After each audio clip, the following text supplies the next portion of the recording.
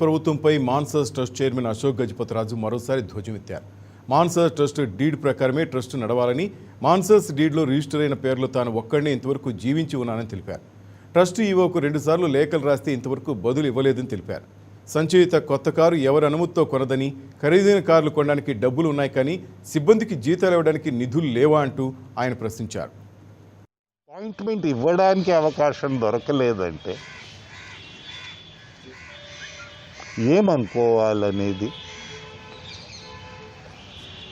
నేను రాశాను.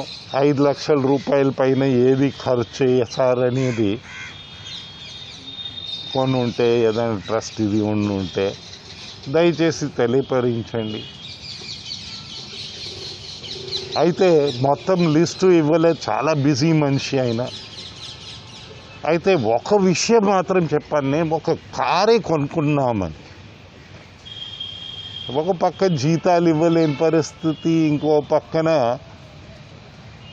సంచయిత గారు కారు కొనుక్కోవడము నాకైతే ఆశ్చర్యంగా ఉంది. తర్వాత ఏంటి ఇలాగ కారు కొనుక్కున్నారంటే బడ్జెట్లో పెట్టారు, బడ్జెట్ అప్రూవల్ కమిషనర్ ఇచ్చారు.